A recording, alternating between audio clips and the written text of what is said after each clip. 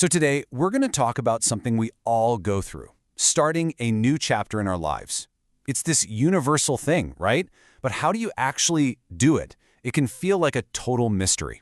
Well, in this explainer, we're going to break down the real architecture behind building that new beginning one piece at a time. All right, let's just dive right in with the big one. The question that I think kind of sits in the back of all of our minds at some point. How do you really know when it's time to turn the page? Is it some big sign, a feeling, an event? Let's unpack that. I want you to really let this idea sink in, because it's going to be our guide for this whole discussion. Think about that for a second. Every single tiny choice you make every day is like casting a little vote for the person you're becoming. This is the bedrock we're going to build everything on. You know that feeling, right? That itch, that sudden burst of inspiration, or maybe just a quiet restlessness that says, something's got to change. That's almost always where a new chapter begins. But, and this is a big but, that feeling is just the ignition. It's not the engine that's going to get you where you want to go. And this, right here, is absolutely crucial. That initial rush of motivation, it's great. It's awesome. We need it to get started. But it isn't the thing that's going to build the new chapter for you. The real structure, the real architecture of change is built with something way more dependable. Just consistent work. Okay, so this brings us to a really common trap that I think we all fall into sometimes. It's the myth of the big moment. You know, we're waiting for that one dramatic, life-changing event that's going to flip a switch and make everything different. But real, lasting change, it rarely, if ever, shows up like a lightning strike. And the contrast here really says it all.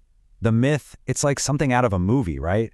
One sudden revelation, one big decision, and boom, life is different. The reality, though, is a lot quieter. It's not as flashy. It's the sum of all these tiny little habits. It's the result of just showing up, day after day, especially on the days you really don't feel like it. So if it's not about some big, dramatic moment, then what is it about? Well, it all comes back to this idea of voting. Every little action you take is a vote that you cast for the future you actually want to live in. Let's look at how that builds up. There's a perfect word for this whole process, and it's culminate. It just means to reach a final result after a long process. Those big moments, the breakthroughs that seem to come out of nowhere, they don't. They are the culmination of countless small, often invisible efforts. They're the summit you reach after a really long climb. So here's exactly how that climb happens. It starts with just one choice that you repeat. That choice, when you practice it over and over, it becomes a consistent effort.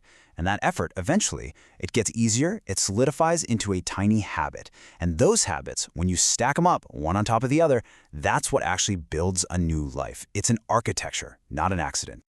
Okay, but we have to be real for a second and talk about the hard part. Because there's always a hard part, right? It's that long stretch in the middle, that journey between starting the new chapter and actually living in it. This is where that initial motivation usually vanishes, and the real work has to kick in.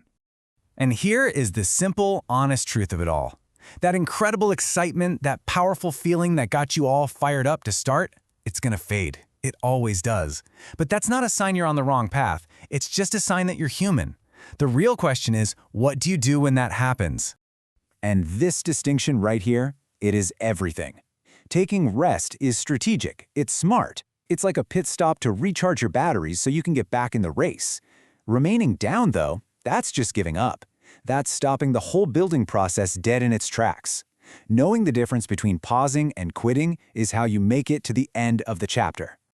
So after all that work, after pushing through that difficult middle when the feelings are long gone, what's the reward? What do you get? You get the deep, profound satisfaction of opening the next book of your life, a book that you consciously, actively help to write. I want you to just picture this for a moment. Imagine you're closing a book. It's well-worn, maybe the cover's a little faded, it's filled with all your experiences and lessons. And right there, next to it, is a brand new, unopened book, crisp, clean pages, a whole new story just waiting. That is the promise of putting in the work. So when you really think about it, the final question isn't when does my next chapter start? It's a choice you're making right now and tomorrow and the day after that with every tiny little vote you cast. The pen is already in your hand. So what are you going to write?